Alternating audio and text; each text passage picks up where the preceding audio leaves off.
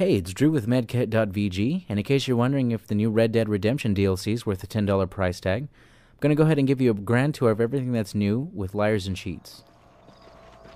First of all, there are 7 new gang hideouts. This first one's called Worthington Ranch, and it's just these 2 structures here and a cattle pen, and basically you just walk up and take everybody out and then defend the area from waves of enemies. Pretty basic. And every time you finish one of these new gang hideouts, you'll have access to the new weapon from Liars and Cheats called the Explosive Rifle, which does pretty much what it sounds like it does. And we'll show you in just a sec here.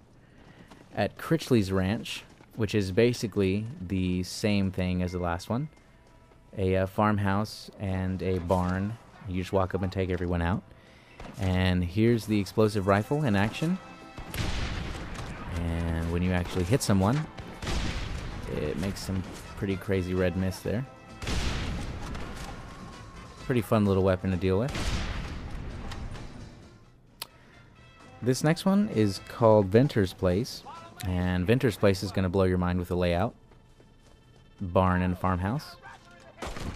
But it's Red Dead Redemption, so you like these kind of shootouts, I'm sure.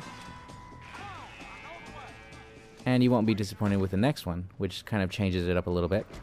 This one's called Cueva Seca, and you fight your way up these hills, killing a bunch of miners or treasure hunters or just men with bad hygiene. And once you get up here, you clear these guys out, and then you defend this area from waves of enemies, and you also have to deal with some snipers.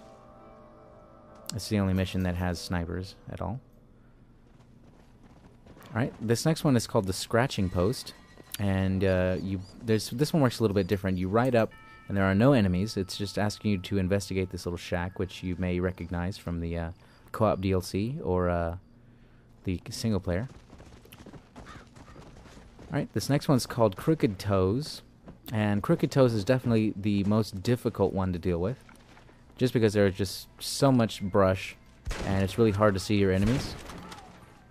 You probably recognize this one too from the co-op DLC. It's just really hard to see the enemies unless you've got auto-aim like I do. But it's a pretty rough area to deal with. This next one is called Rancho Polvo, which is not really a ranch at all.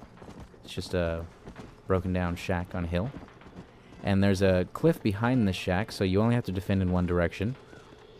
And it's the same basic thing. You just take out waves of enemies. There's no one here at first. Alright, that's it for the gang hideout. Some of the new multiplayer stuff is Grand Prix is the first thing, which is basically just a race, a horse race. Except that you do have access to your weapons. Your weapons are locked for the first few seconds, but then you're allowed to shoot the other riders. But the aim assist is off, so expert targeting is automatically on. And you just hit these checkpoints just like in the single player. And one of the coolest things about the Liars and Cheats DLC is the ability to play some of these mini games from the main game against other people online. So as you can see, there's just a full house here playing Liar's Dice.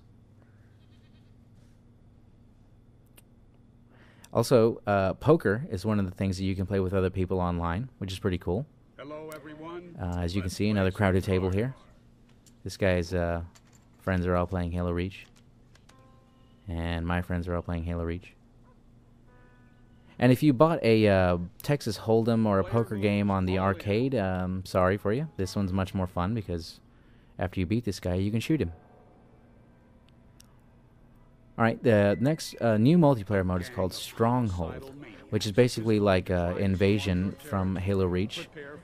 You just take one objective at a time as you move forward, or you just defend, whatever the case may be. And these cannons are operational if you capture that objective point there.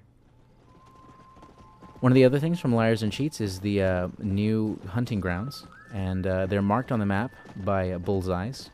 And they work a lot like the gang hideouts, in that once you've cleared out all of the game, you get an XP bonus and everything.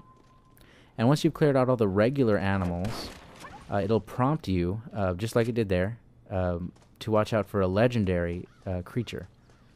And these are not the same legendary creatures from the single player, so if you're still looking for those legendary creatures, you're kind of out of luck.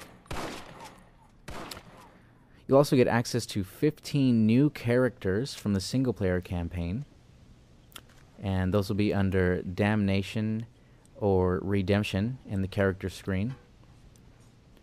So 15 new characters from the storyline.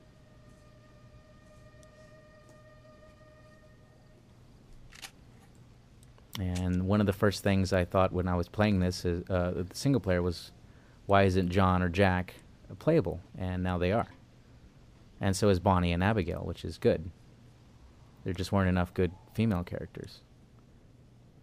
So, we hope you've enjoyed this grand tour of Liars and Cheats. Come see us at Medkit.vg for all your other game news.